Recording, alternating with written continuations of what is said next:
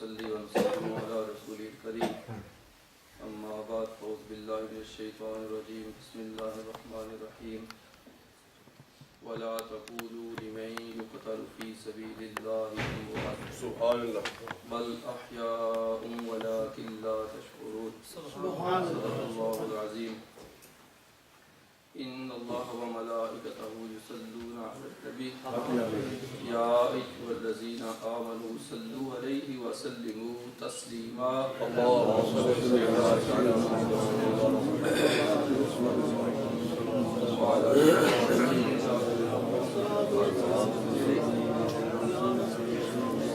السلام علیکم یا سیدی یا رسول اللہ وعلى آلك وأصحابك يا سيدي يا حبيب الله. معزز حاضرین اکرام، میں اپنی نہایت ہی خوش بختی سمجھتا ہوں کہ سید الشہداء نواسۂ رسول جگر گوشہ بطول امام علی مقام کی بارگاہ میں کچھ الفاظ کہنے کا اللہ تبارک و تعالیٰ نے موقع دیا ہے. اس میں کوئی شک نہیں کہ یہ اسی گھرانے کا فیض ہے. میں میرے پیر و مرشد آپ کے اور میرے ہادی ہمارے رہنما حضرت مفکر اسلام اللہ تبارک و تعالیٰ آپ کو صحت اور تندرستی کے ساتھ لمبی زندگی عطا فرمائے. حضرت اللہ قبلہ حضرت پیر سید صاحب و شاہ صاحب گیلانی مدظل العالی کو اور ساجی مکرم کو، تمام ہمارے جو علماء اکرام ہیں، اسٹیج پر جو افروز ہیں، سب کو اللہ تبارک و تعالیٰ اس بابرکت محفل کے صدقے امام علی مقام کے فیضان نصیب فرمائے. میں نے جو آیت کریمہ پڑھی ہے آپ کے سامنے، قرآن مجید ارشاد فرما رہا ہے وَلَا تَقُولُوا لِمَن يُقْتَلُ فِي سَبِيلِ اللَّهِ أَمْوَاتٌ بَلْ أَحْيَاءٌ وَلَكِنْ لَا تَشْعُرُونَ. جو اللہ تبارک و تعالیٰ کے راستے میں اللہ کی رضا کی خاطر اپنی جان دیتے ہیں، قتل کیے جاتے ہیں، ان کو مردہ نہیں کہو بلکہ وہ زندہ ہیں اور تمہیں اس بات کا شعور نہیں ہے. یہ بات کہنے والا بھی خود خدا ہے اور انسان کو تخلیق کرنے والا بھی خدا ہے، کیونکہ انسان کی عادت ہے کہ وہ ہر بات کو اپنی عقل کے ترازو پہ تولنے کی کوشش کرتا ہے. تو اللہ تبارک و تعالیٰ نے یہ فرمایا ہے کہ تم اس بات کو بھی عقل کے ترازو پہ اگر تولنے کی کوشش کرو گے تو میں پہلے ہی بتا دیتا ہوں کہ یہ تمہاری عقلوں سے ورا ہے. سبحان اللہ. کیوں کہ تمہارا سب سے زیادہ جو ایک تحقیق کرنے کے لیے استعمال کرتے ہو وہ حقیقتاً تمہاری عقل ہے. باقی چیزوں پہ اس کو استعمال کرو، مگر میں تمہارا خدا ہو کہ میں جانتا ہوں کہ تمہاری عقل کو بھی میں نے پیدا کیا ہے. مجھے پتا ہے کہ تمہاری عقل کا دائرہ کیا ہے. اگر تم اس بارے میں زور لگاؤ گے تو ناکام رہو گے، کیونکہ تمہاری عقلوں کو میں نے تخلیق کیا ہے. میں جانتا ہوں کہ یہ جو بات ہے شہید کی زندگی والی، یہ تمہاری عقلوں سے بھرا ہے. اور دوسری جگہ یہ حکم ہوا کہ وَلَا تَحْسَبَنَّ الَّذِينَ، کہ آپ گمان بھی نہیں کرو. یہ بات سمجھنے کے لیے کہ کہنا بھی نہیں ہے اور ان کو مردہ گمان بھی نہیں کرنا. حضرت ابراہیم علیہ السلام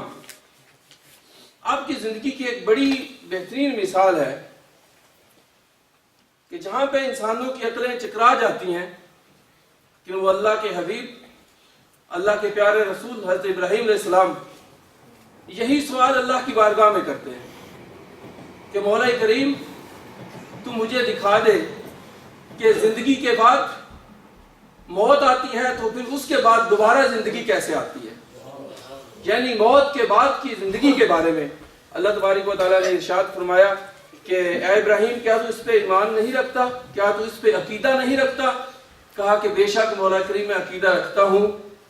بٹ میں یہ سمجھتا ہوں، میں یہ چاہتا ہوں کہ میرا جو قلب ہے وَلَكِنْ لِيَطْمَئِنَّ قَلْبِي، کہ میں قلب کا اطمینان چاہتا ہوں، اپنے ایمان کے درجات کو اور بلندی دینا چاہتا ہوں، اپنی روحانیت کو اور بلندی دینا چاہتا ہوں، تو اللہ تبارک و تعالیٰ نے حضرت ابراہیم علیہ السلام سے کہا کہ 4 پرندے لو، ان کو اپنے سے مانوس کرو، پھر ان کو ذبح کرو، ان کا گوشت آپس میں مکس کرو، پھر ان کو پہاڑوں کی چوٹیوں کے اوپر جا کے رکھ دو۔ حضرت ابن عباس کی روایت کے مطابق آپ نے ایسا ہی کیا، اور ان پرندوں کے جو سر تھے وہ اپنے قدموں کے پاس رکھ لیے، باقی گوشت جو تھا وہ پہاڑیوں کے اوپر رکھ دیا۔ اللہ تبارک و تعالیٰ نے کہا کہ اے ابراہیم ان کو بلاؤ تو یہ بھاگتے ہوئے تمہاری طرف آئیں گے۔ اب حضرت ابراہیم علیہ السلام نے وہ جانور کیا تھے کہا، اس میں مرغا تھا، کبوتر تھا، مور تھا، ایک اور جانور کون سا تھا، تیتر، یہ جانور تھے، کوا تھا ایک، بالکل۔ تو ان کو مکس کیا، مگر جب ابراہیم علیہ السلام نے ان کو بلایا تو وہ جو گوشت اور خون مکس ہو چکا تھا، وہ کبوتر کا خون کوے میں مکس نہیں ہوا، اور کوے کا خون جو تھا وہ مرغے میں مکس نہیں ہوا، یعنی ذبح ہونے کے بعد مکس کرنے کے بعد بھی حلال اور حرام الگ الگ ہی رہا۔ تو پتہ یہ چلا کہ اللہ تبارک و تعالیٰ نے جو خونوں کو فضیلت دی ہے، اس پہ کوئی ایسا وقت گزر بھی جائے تو جو خون کی فضیلت ہے اللہ تبارک و تعالیٰ اس کو قائم ہی رکھتا ہے، وہ دور نہیں ہوتی۔ اب جب ان کو بلایا گیا،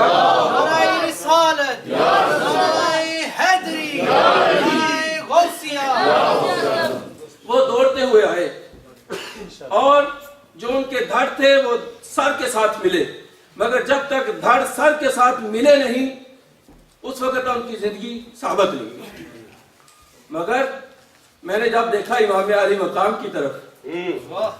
میں نے جب دیکھا سید الشہداء کی طرف، اس کی مثالیں تو ملتی ہیں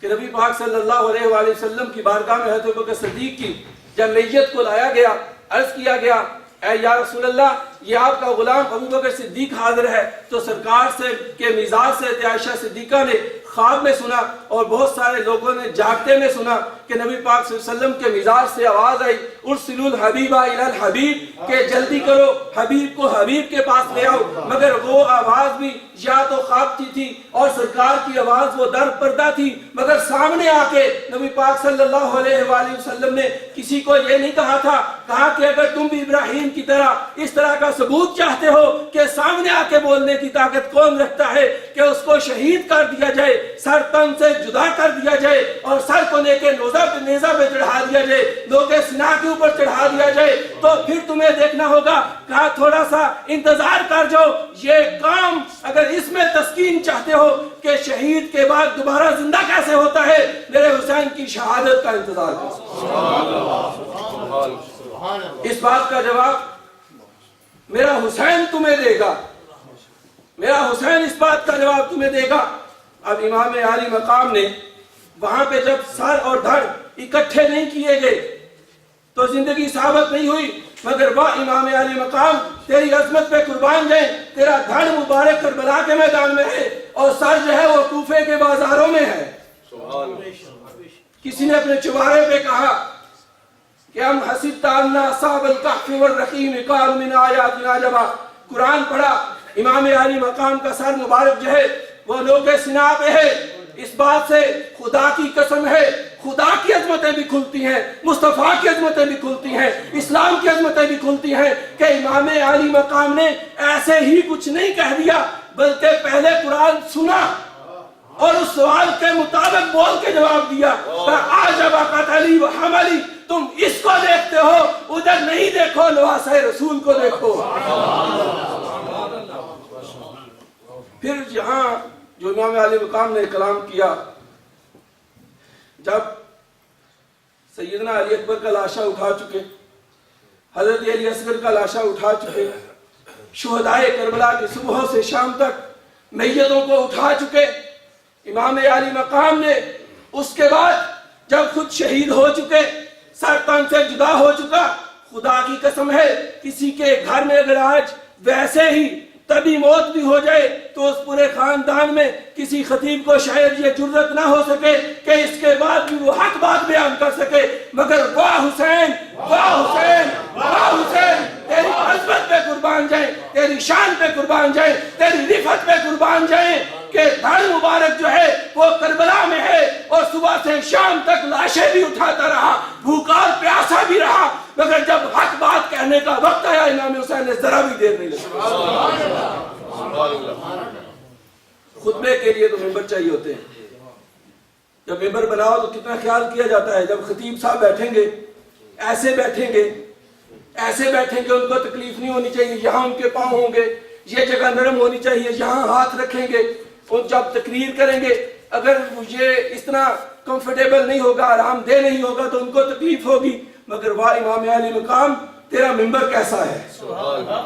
تیرا ممبر کیسا ہے؟ تو نے کہا وہ دنیا کے خطیب ہیں جو پرسکون ماحول میں رہتے ہوئے اللہ کی تلاوت کرتے ہیں، یہ خطیب مدینہ ہے جو آج کربلا کا خطیب بن چکا ہے۔ کہا کہ میں اس بات کا انتظار نہیں کروں گا کہ کب وہ وقت آئے گا جب میں حق بیان کروں گا اور مجھے خطبہ ملے گا، کہا آج لوگ نیزہ پہ ہی صحیح مگر تقریر تو کر کے سناؤں گا، لوگوں کو بتاؤں گا کہ جو باتیں تمہاری سمجھ میں نہیں آتی، جن کے بارے میں خدا نے فرمایا وَلَكِنْ لَا تَشْعُرُونَ، تمہاری عقلوں سے باہر ہے، کہا کہ آج حسین کو دیکھو وہ تمہاری عقلوں کے اندر آ جائے گا۔ اور کیا ہوتا ہے کہ خطیب صاحب سے اونچا ہونا چاہیے، مگر واہ امام،